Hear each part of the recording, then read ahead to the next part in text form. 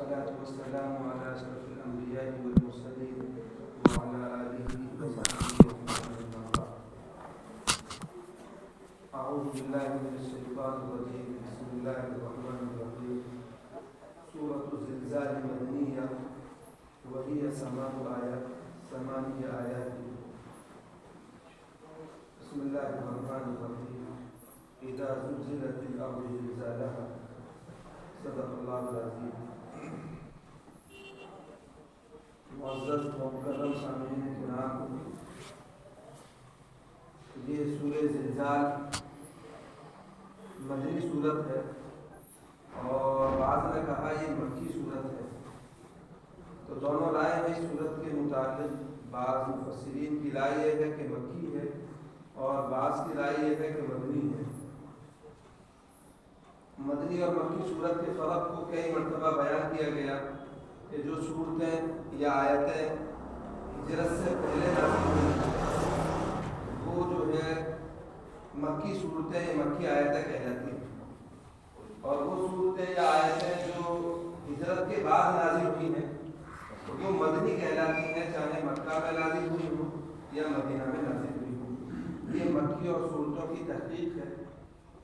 لیکن چونکہ مضامین اس کے اندر بیان کیے گئے ہیں، ان مضامین کے تعلق سے اکثر مفسرین کی رائے یہ ہے کہ یہ مکی کی صورت ہے، کیونکہ اس میں مضمون آخرت کا ہے اور جو ابتدائی صورتیں ہیں مکی صورتیں ان میں عقائد کے متعلق باتیں زیادہ تھیں، ایمانیات سے متعلق باتیں زیادہ تھیں.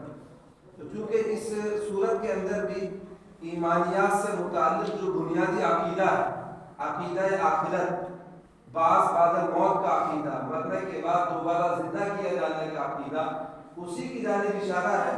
اس لیے اکثر کی رائے یہ ہے کہ یہ مکی صورت ہے. صورت کا نام سورہ زلزال ہے. زلزال کے معنی عربی زبان میں آتے ہیں حرکت دینے کے، ہلا دینے کے اور شدت کے ساتھ کسی چیز کو جھنجھوڑنے کے. یہ عربی زبان میں زلزال، اسی سے ہمارے ہاں بولا جاتا ہے زلزلہ، جس میں کسی چیز کو شدت کے ساتھ حرکت دی جاتی ہے، ہلایا جاتا ہے، اس کو زلزلہ کہا جاتا ہے ہمارے ہاں. جو مختلف اوقات میں اللہ حفاظت کرے، اللہ کی جانب سے ظاہر ہوتا رہتا ہے اور بہت ساری چیزیں اس کے ذریعے سے اللہ رب العزت سمجھانا چاہتے ہیں. بہرحال یہ اس کے لغوی معنی ہے. اس صورت کے متعلق مستدرک حاکم میں ایک روایت نقل کی گئی ہے کہ ایک صحابی اللہ کے نبی صلی اللہ علیہ وسلم کے پاس آئے اور انہوں نے کہا کہ اللہ کے نبی آپ مجھے کچھ پڑھا دیجیے، کچھ سکھا دیجیے. تو اللہ کے نبی صلی اللہ علیہ وسلم نے فرمایا کہ تم ایسا کرو، جو صورتیں الف لام را سے شروع ہوتی ہیں، وہ چند صورتیں ہیں اور لمبی صورتیں ہیں، کوئی پاؤ پارے کی، کوئی آدھے پارے کی، کوئی پون پارے کی. اللہ کے نبی نے فرمایا تم ان صورتوں کو پڑھ لو اور ان صورتوں کو سیکھ لو. تو کہنے لگے اللہ کے نبی میری حالت یہ ہے کہ میں بوڑھا ہو گیا ہوں عمر کے اعتبار سے، اور میرے جو اعضاء ہیں وہ کمزور ہو گئے، اور اسی طرح سے مجھے عمر کی تقاضے کی وجہ سے نسیان بھی ہے، بھولنے کا بھی مرض ہو گیا ہے. اب اگر اتنی لمبی لمبی صورتیں آپ مجھے پڑھائیں گے، سکھائیں گے، یاد کرائیں گے تو ممکن ہے کہ مجھ سے بھول جاؤں، یاد نہ رہے. میں تو یہ چاہتا ہوں کہ آپ مجھے کوئی جامع صورت بتا دیں، کوئی جامع آیت بتا دیں. تو اللہ کے نبی نے فرمایا ایک کام کرو، اگر یہ تمہیں یاد نہیں ہوتا تو وہ صورتیں جو حامیم سے شروع ہوتی ہیں ان کو حوامیم کہا جاتا ہے، تو ان صورتوں میں سے 3 صورتیں تم یاد کر لو. وہ کہنے لگے اللہ کے نبی یہ بھی بڑی صورتیں ہیں. اور پھر انہوں نے پہلی والی بات دہرائی، اللہ کے نبی میری تو عمر بہت زیادہ ہے تو مجھے تو آپ کو جامع صورت بتا دیجیے. تو اللہ کے نبی نے فرمایا کہ تم ان صورتوں کو پڑھ لو یا یاد کر لو کہ جو یسبح للہ سے شروع ہوتی ہیں، ان کو سورہ کیا ہے مسبحہ کہا جاتا ہے. کہ ان صورتوں میں سے کوئی صورت یاد کر لو، کیونکہ وہ تھوڑا کم آیات کی ہیں اور ان کا یاد کرنا، یاد رکھنا سہل ہے. تو کہنے لگے اللہ کے نبی میری عمر کے تقاضا ایسا ہے کہ میں ان صورتوں کو بھی یاد نہیں کر سکتا اور یاد نہیں رکھ سکتا. تو اللہ کے نبی نے پھر مجھے سورہ زلزال یاد کرائی اور پڑھائی، اور جب میں نے اس کو یاد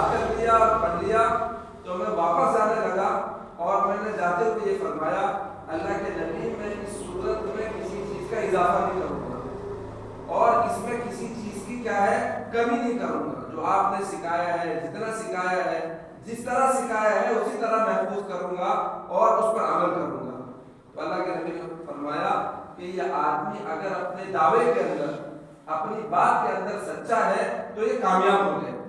یعنی یہ ایک صورت ایسی ہے کہ اگر صحیح معنوں میں اس کا استحضار ہو جائے اور اس کا جو ہے حقیقی آدمی کو کیا ہے اللہ کی طرف سے یقین دے دیا جائے تو آدمی کی کامیابی میں کوئی شبہ نہیں. تو یہ روایات ملتی ہے مستدرک حاکم میں اس صورت کے متعلق. بعض نے سنن ابو داؤد میں ایک اور روایت ہے, اس میں فرمایا کہ ایک صحابی نے اللہ کے نبی صلی اللہ علیہ وسلم سے پوچھا, اللہ کے نبی میں قرآن کو پڑھنا چاہتا ہوں. تو آپ نے فرمایا سورہ زلزال کی تلاوت کرو. اس سورت کی تلاوت کرنے کا مطلب یہ ہے کہ تم نے آدھا قرآن کی تلاوت کرنی, نصف قرآن کی تلاوت کے برابر. جیسے کہ سورہ اخلاص کے متعلق ہمیں معلوم ہے, ہم اپنے مرحومین کو ایصال ثواب کے لیے بھی اس کو پڑھتے ہیں کہ 3 مرتبہ اگر سورہ اخلاص پڑھ لی جائے تو اس کا جو ثواب ہے وہ پورے قرآن کے برابر ہوتا ہے, اور روایت میں بھی ہے اور ہم اس پر عمل بھی کرتے ہیں. اسی طرح اللہ کے نبی صلی اللہ علیہ وسلم نے سورہ زلزال کے بارے میں فرمایا کہ نصف قرآن کے برابر ثواب رکھتی ہے. اگر کوئی آدمی سورہ زلزال کی تلاوت کرتا ہے تو 1 مرتبہ تلاوت کرنے کا مطلب یہ ہے کہ اس نے اجر و ثواب کے اعتبار سے نصف قرآن پڑھ لی ہے. ٹھیک ہے, اگر 2 مرتبہ پڑھ لیا تو پورے قرآن کا ثواب مل جائے گا, اور یہ بھی پڑھ کر اپنے مرحومین کو بخشا جا سکتا ہے, ایصال ثواب پہنچایا جا سکتا ہے. یہ تو اس صورت کے متعلق تمہیدی باتیں تھیں اور وہ واضح باتیں تھیں جو اس صورت سے متعلق بیان کرنی ضروری تھی. اب اس صورت کے اندر جو مضمون ہے وہ مضمون کون سا ہے؟ اصل میں زمین کو 2 مرتبہ ہلایا جائے گا. ارشاد فرمایا اذا زلزلت الارض زلزالها, جب زمین کو تیزی کے ساتھ حرکت دے دی جائے گی, شدت کے ساتھ ہلا دیا جائے گا. یہ اس کا لفظی ترجمہ. بعض نے کہا کہ اذا سے پہلے ایک لفظ محذوف مانا جاتا ہے اور وہ ہوتا ہے اذکر, یعنی آپ یاد کریے اس اوقات کو, ان احوال کو جو تمہیں پیش آنے والے ہیں, اور جب زمین کو ہلا دیا جائے گا. یہ مفسرین اس اذا سے پہلے محذوف مانتے ہیں, یعنی اشارہ اس جانب ہے کہ یہ نصیحت کی چیز ہے, عبرت کی چیز ہے, موعظت کی چیز ہے. آنے والا جو مضمون ہے اس کو سمجھنا اور اس کو اپنے دل و دماغ کے اندر کیا ہے بٹھائے رکھنا, یہ اہم اور ضروری ہے آدمی کی عملی زندگی کی تبدیلی کے لیے. تو اس لیے فرمایا جب زمین کو شدت کے ساتھ ہلا دیا جائے. اب زمین جو ہلے گی اس کی 2 صورتیں, ایک تو نفخہ اولا ہے اور ایک نفخہ ثانیہ. نفخہ اولا کا مطلب ہے جب قیامت برپا ہوگی, قائم ہوگی. اسرافیل علیہ السلام سور پھونکیں گے اللہ کے حکم سے, اور اس سور کے پھونکنے کی وجہ سے ساری کائنات درہم برہم ہو جائے گی, سارا نظام کائنات ختم ہو جائے گا, اور آسمان و زمین جو ہے ٹوٹ جائیں گے, جس کو اللہ نے قرآن میں متعدد جگہ بیان کیا. اذا جاءت الطامة الكبرى اذا جاءت الصاخة, اس کو یعنی اشارہ کیا. اور اسی طرح آج جو نماز میں سورت پڑھی گئی اس کی ابتدائی آیات میں نفخہ اولا کو بیان کیا گیا. یا ایھا الناس اتقوا ربکم ان زلزلۃ الساعۃ شیء عظیم, اے لوگوں اللہ سے ڈرو, اس لیے کہ قیامت کا جو زلزلہ ہے, قیامت کا جو جھٹکا ہے, اس وقت جو ان ساری کائنات کو ہلایا جائے گا, وہ بہت بڑی چیز ہے اللہ فرماتا ہے. اور پھر آگے کی آیات میں بھی اسی جانب اشارہ ہے. بہرحال نفخہ اولا ہوگا, اسرافیل علیہ السلام سور پھونکیں گے تو نظام کائنات ختم ہو جائے گا.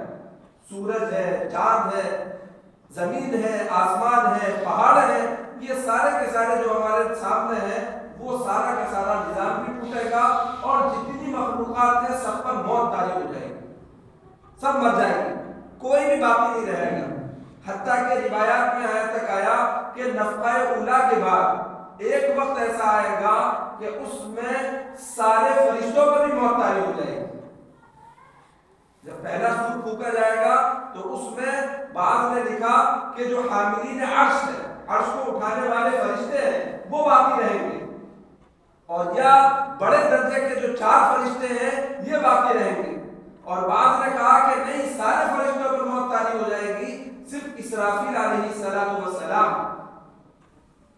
باقی رہیں گے.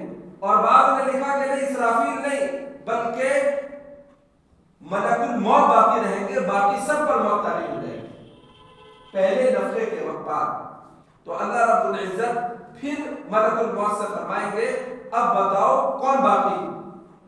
تو وہ فرمایا گیا اللہ رب العزت آپ کی ذات باقی ہے یا میں باقی؟ تو اللہ ان سے فرمائیں گے ملک الموت سے مر جا. اور یہ اللہ کے حکم کی وجہ سے ملک الموت پر بھی موت طاری ہو جائے گی، ان کو بھی موت کا مزہ چکھنا ہوگا. اور پھر ان کو اندازہ ہوگا کہ موت کا جو مزہ ہے وہ کتنی سخت چیز ہے اور کتنی کیا ہے مشکل چیز ہے. وہ بھی موت طاری ہو جائے گی.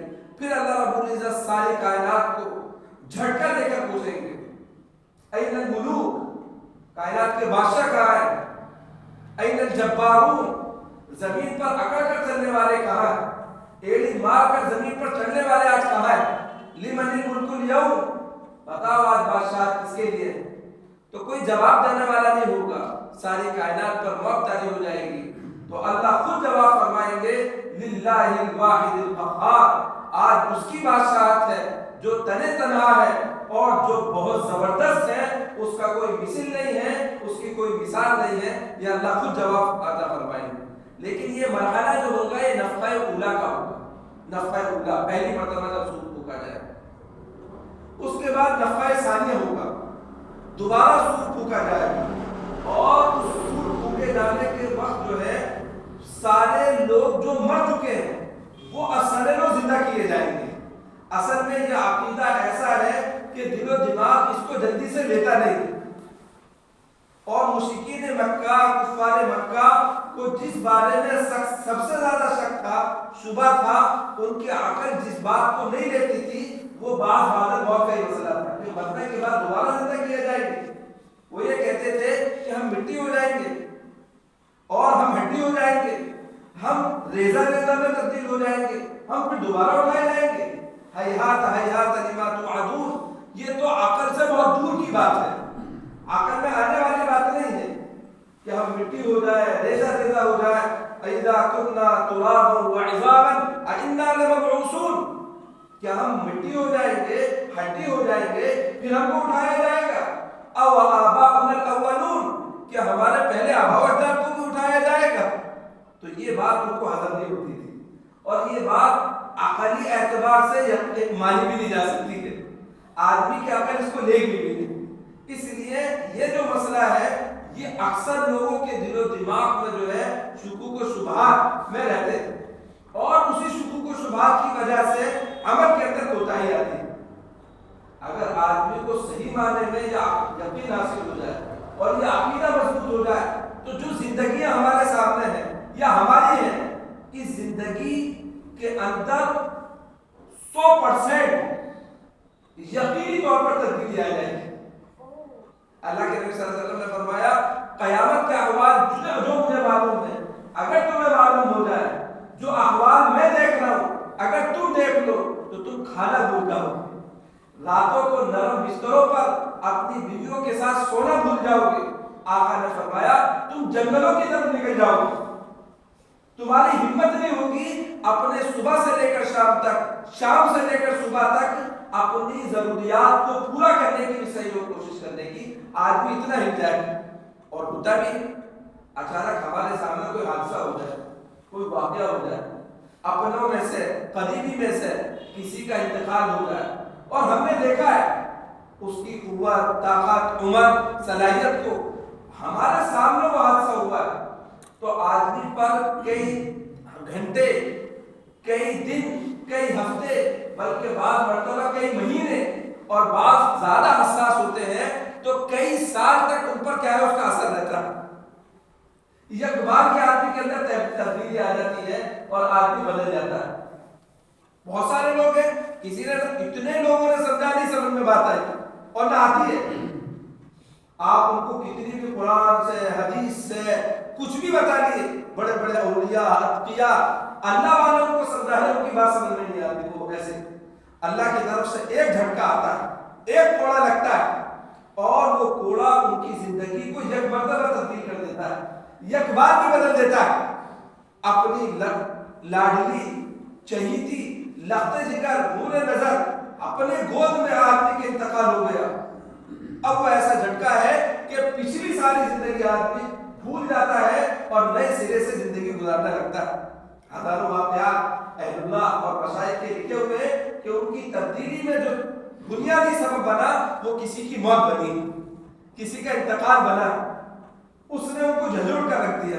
یہاں بہت سارے لوگ ہیں ہمارے یہاں رہتے تھے اور صاحب بڑے یعنی اللہ نے مقام دیا, عزت دی میڈیکل کے اندر, لیکن کوئی ملاقات کے لیے بھی ہم کبھی گئے تو وہ جو ہے ان کو لائٹلی لیتے تھے, ان باتوں کو بڑا ہلکے میں لیتے تھے.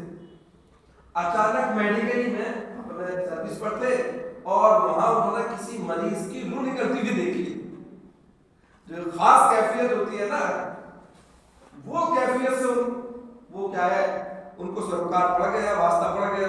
اب جب انہوں نے اسے دیکھا تو ایسے کام گئے کہ آنے کے بعد کہنے لگے کہ بھئی کچھ نہیں رکھا زندگی میں, اور فوراً داڑھی رکھ لی, اور نماز میں اس وقت سب سے زیادہ پابندی کرنے والے ہوں اعمال کے اعتبار سے, نماز کا, قرآن کا, ذکر کا, تلاوت کا, بالکل زندگی کسی نے نہیں سمجھا, نہ کسی کی سمجھ میں آ رہی تھی بات.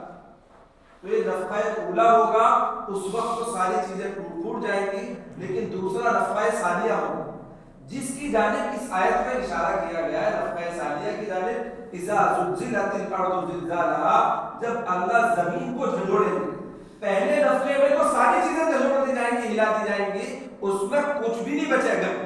اس کا اثر تو ایسا ہوگا کہ ذرے سے لے کر پہاڑ تک اور انسان سے لے کر جبرائیل تک سب اس کے اثر کو قبول کریں گے اور سب پر موت طاری ہو جائے گی. لیکن یہ دوسرا جو زلزلہ ہوگا, دوسرا جو جھٹکا دیا جائے گا, اس کی جانب اس آیت میں اشارہ کیا گیا اذا زلزلت الارض زلزالها, جب ہم زمین کو ہلا دیں گے, جھنجھوڑ دیں گے, حرکت دیں گے. اب اس حرکت سے کیا نتیجہ پیدا ہوگا, کیا ہوگا, اگلی آیت میں بیان کیا گیا ہے. انشاءاللہ وہ آئندہ ہفتے بیان کیا جائے گا کہ اس زلزلے سے اور اس جھٹکے سے کیا تبدیلی آئے گی, کیا چیزیں ظاہر ہوں گی, کیا نتیجہ نکلے گا. انشاءاللہ اگلے ہفتے اس کو بیان کیا جائے گا. اللہ صحیح معنوں میں عمل کی توفیق